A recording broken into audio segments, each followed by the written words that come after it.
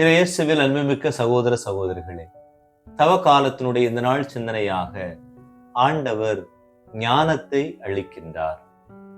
ஆண்டவர் நமக்கு ஞானம் என்ற மேன்மையான ஒரு வாழ்வியலை நமக்கு தருகின்றார். ஞானம் இந்த உலகில் எல்லோருக்கும் தேவை. அறிவை தேடி பயணிக்கின்ற இந்த உலகில் யாரும் ஞானத்தோடு இருக்க வேண்டும், ஞானத்தை பெற வேண்டும் என்பதை பல நேரங்களிலே விரும்புவது இல்லை. அதை எதிர்பார்ப்பதும் இல்லை, அதை பற்றி சிந்திப்பது கூட இல்லை. எனவே இந்த நாளிலே அன்று சாலமோன் ஆண்டவரை நோக்கி ஜெபித்தது போல, அல்லது இறை ஞானத்தோடு இறைவன் பல்வேறு மனிதர்களை வழிநடத்தியது போல, இந்த நாளிலே இந்த தவ காலத்திலே குறிப்பாக நமது பிள்ளைகள் எல்லாம் தேர்வு எழுதி கொண்டிருக்கிற இந்த நாட்களிலே இறைவன் ஞானத்தையும் நமது பிள்ளைகளுக்கு நமக்கு வழங்க வேண்டும் என்ற சிந்தனையை உங்களோடு பகிர உள்ளேன். முதலாவதாக நீதிமொழிகள் புத்தகம் 2:6 கூறுகிறது, ஞானத்தை அளிப்பவர் ஆண்டவரே, அறிவிற்கும் விவேகத்திற்கும் ஊற்றானவர் அவரே. எனவே இந்த ஞானம் என்பது இறைவனிடம் இருந்து வருகிறது.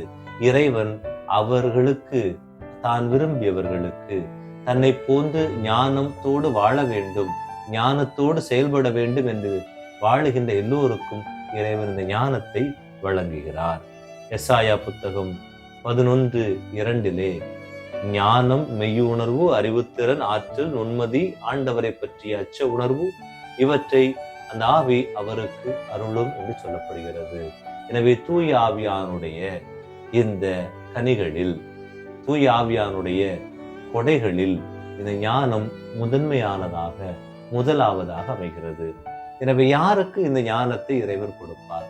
உண்மையிலேயே இந்த ஞானம் விவிலியத்தில் எதை குறிப்பிடுகிறது என்றால், யோபு புத்தகம் 28:28 இறைவார்த்தை சொல்லும், ஆண்டவருக்கு அஞ்சுங்கள், அதுவே ஞானம், தீமையை விட்டு விலகுங்கள், அதுவே அறிவு.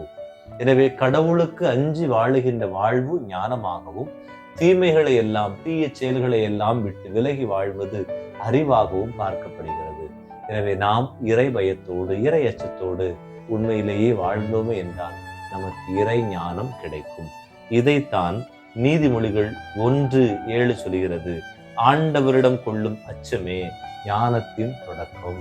எனவே கடவுள் மீது கொண்டுள்ள இறை அச்சம், கடவுள் மீது கொண்டுள்ள தெய்வ பயம் இந்த நாட்களில் குறைந்து வருகிறது. கடவுள் வேண்டாம், கடவுள் மீது பயம் வேண்டாம், கடவுள் என்ற ஒன்று எங்களுக்கு தேவையில்லை.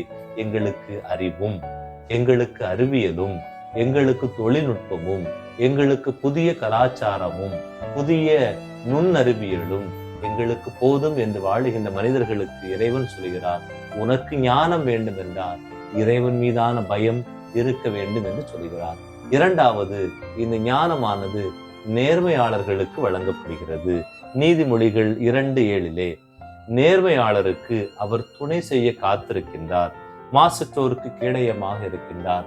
எனவே நேர்மையாளர்கள் எல்லா மனிதர்களுக்கும் இறைவன் எப்படி துணை செய்வார் என்றால், அவர்களுக்கு இந்த ஞானத்தை அவர் கொடுக்கிறார். ஞானத்தை கொடுத்து அவர்களை மாசற்றோராய், அவர்களுக்கு கேடயமாக இறைவன் விளங்குகிறார். மூன்றாவதாக, இந்த ஞானம் என்பது கேட்பவர்களுக்கு கொடுக்கப்படும். யாக்கோபு புத்தகம் 1:5 இறைவார்த்தையில், உங்களிடையே குறைவான ஞானம் கொண்டிருப்போர் கடவுளிடத்தில் கேட்கட்டும், அப்பொழுது அவரும் ஞானத்தை கொடுப்பார், அவர் முகம் கோணாமல் தாராளமாய் எல்லாருக்கும் கொடுப்பார் என்று சொல்லப்படுகிறது. எனவே அன்பிற்கினியவர்களே, என் பிள்ளைக்கு தெய்வ பயமே இல்லை, என் பிள்ளை இறைவனோடு ஒன்றித்திருக்கவில்லை, இறை வழிபாடுகளில் எல்லாம் பங்கெடுப்பதில்லை, பங்கு வழிபாடுகள் எல்லாம் பங்கெடுப்பதில்லை என்றால், நீங்கள் இந்த ஞானத்திற்காக இறைவனிடம் ஜெபியுங்கள். உங்களுக்கு இறை ஞானம் குறைந்து வருகிறது என்றால், அதற்காக ஜெபிக்கின்ற போது இறைவன் மிக தெளிவாக யாக்கோபு வழியாக சொல்கிறார், உங்களிடையே குறைவான ஞானம் கொண்டோர் இறைவனிடம் வேண்டுகின்ற போது அதை நிறைவாக இறைவன் கொடுப்பார். எனவே இந்த நாளிலே இந்த அறிவியலும், புதிய கலாச்சாரமும், புதிய நுண்ணறிவியல் எல்லாம் வளர்ந்திருக்கின்ற நாட்களிலே நாம் செய்ய வேண்டியது, ஆண்டவரே எங்களுக்கு உம்மீதான இறை பயத்தை வளரச் செய்யும், உம்மீதான இறை பயத்தோடு நாங்கள் வளரச் செய்யும், அதனால் நாங்கள் ஞானத்தை பெற்றுக்கொள்ளவும், அந்த ஞானம் அறிவான தீச்செயல்களிலிருந்து எங்களை விடுவிக்க உமது அறிவை எங்களுக்கு தரவும் வேண்டுகின்றோம், ஜெபிப்போம். அன்பு இறைவா, உமது பிள்ளைகளாகிய நாங்கள் தெய்வ பயத்தோடு வாழ்ந்த ஞானத்தை பெற்று அதன் வழியாக தீச்செயல்களை எல்லாம் வெறுக்கின்ற அறிவில் வளர வாழ அருள் புரியும். ஆமென்.